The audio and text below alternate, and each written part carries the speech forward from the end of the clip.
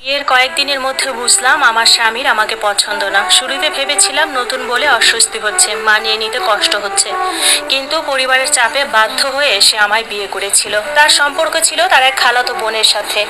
ওই মেয়ে বিয়ের দিন এসেছেও থেকেছে, সারাক্ষণ তার মুখটা কেমন ফ্যাকাশে মলিন ছিল। আমি তখন ব্যাপারটা নিয়ে ওভাবে ভাবিনি। দিন যত গেল স্বামীর অবহেলা বাড়তে লাগলো। সে আমাকে একদম সহ্যই করতে পারতো না, সারাক্ষণ ছোট করার চেষ্টা করতো, সরাসরি বলতো তোমাকে দেখলে আমার ঘৃণা হয়। আমার শাশুড়ির কথায় তবুও মানিয়ে নেওয়ার চেষ্টা করেছিলাম। খালাতো বোনের সাথে তার সম্পর্ক ছিল 4 বছরেরও বেশি। যখন আমার শাশুড়ি এসব জানতে পারেন তখন তিনি তাদের সম্পর্ক মেনে নিতে অস্বীকৃতি জানালেন। ওনার কথা হলো আত্মীয়ের সাথে নতুন কোনো আত্মীয়তা করবেন না। তিনি চান না যে নিজের বোনের সাথে সম্পর্ক নষ্ট হোক।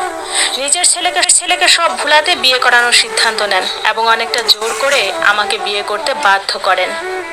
তিনি সরাসরি বলেছেন যদি তার খালাতো বোনের সাথে কোনো সম্পর্ক রাখে তাহলে তাকে ত্যাগ করে দিবেন। আমার শাশুড়ির সমস্ত ধারণা ভুল ছিল। ভেবেছেন ছেলেকে বিয়ে দিলে সব ভুলে যাবে, কিন্তু তা হয়নি। মানুষটি কোনো দিনও আমায় পছন্দ করেনি, আমি তার ভালো লাগার মানুষ হতে পারিনি। একটা সময় আমার চোখের সামনে সে প্রাক্তনের সাথে যোগাযোগ করে, তারা নিয়মিত ফোনে কথা বলতো, দেখাও করতো বাহিরে।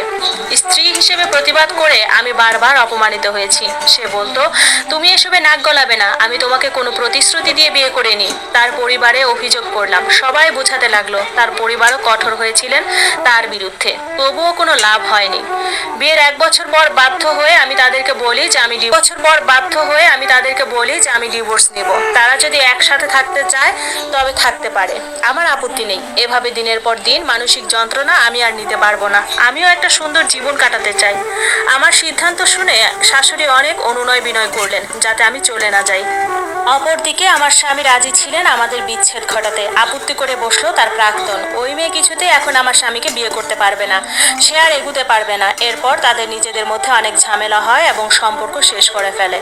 তারপর আমার স্বামী আমার হাতে পায়ে ধরে মাফ চায়। সে বলল তাকে একটা সুযোগ দিতে। আজকের পর প্রাক্তন বলতে কিছু থাকবে না, বাকি জীবন আমার সাথে কাটাতে চায়। শ্বশুরবাড়ির সবাইও আমাকে আটকালো। এক ঘরে থাকতে থাকতে মানুষটির প্রতি মায়া জন্মে গিয়েছিল, তাই মাফ করে দিলাম।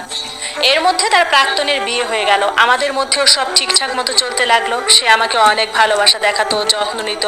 তার ভালোবাসায় মন থেকে পুরনো দিনগুলো মুছে ফেললাম। যদিও সবকিছু সহজে ভোলা আমার জন্য কঠিন ছিল, কারণ আমার স্বামী আমার প্রথম ভালোবাসা।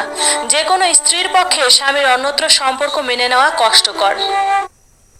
প্রথম প্রথম সবকিছুর জন্য আমার শাশুড়িকে দায়ী মনে হতো। তিনি যদি তাদের সম্পর্ক মেনে নিতেন তাহলে হয়তো এমনটা হতো না। যতই হোক, আবেগ অনুভূতি নিয়ন্ত্রণ করা মানুষের হাতে নেই। ইচ্ছে হলে ভালোবাসলাম বা ইচ্ছে হলে ঘৃণা করলাম, এমনটা কখনো হয় না। স্বামীর সাথে চমৎকার মুহূর্ত কেটেছিল আমার 1.5 বছরের মতো। এর মধ্যে তার প্রাক্তনের একটি মেয়ে হয় আর তার স্বামী বিদেশে চলে যায়। সে তখন আবারও আমার স্বামীর জীবনে ফিরে এলো। আমার স্বামী প্রথম দিকে অজুহাত দিত যে তার প্রাক্তনের বাজার সদাই এনে দেওয়ার মতো কেউ নেই। ওই মেয়েও বিভিন্ন প্রয়োজনের কথা বলে শাশুড়িকে কল করত। বিষয়টি সবাই স্বাভাবিকভাবে মেনে নিয়েছিল, কিন্তু এভাবে যাতায়াতের মাধ্যমে পুনরায় তাদের সম্পর্ক গড়ে ওঠে আর আমার স্বামীও তাকে গ্রহণ করে নিল নিজের স্ত্রী ও অনাগত সন্তানের চিন্তা ছাড়াই। তখন আমি ছিলাম 8 মাসের অন্তঃসত্ত্বা। আমি যাতে টের না পাই তাই আমার সেবা করার অজুহাত দেখিয়ে আমায় বাপের বাড়ি পাঠিয়ে দিল। সবটা জেনে বিশ্বাস করতে পারছিলাম না। আমি ভীষণভাবে ভেঙে গেলাম। নিজেকেও তখন খুব ঘৃণা লাগছিল। আমি কার জন্য এত ত্যাগ করলাম।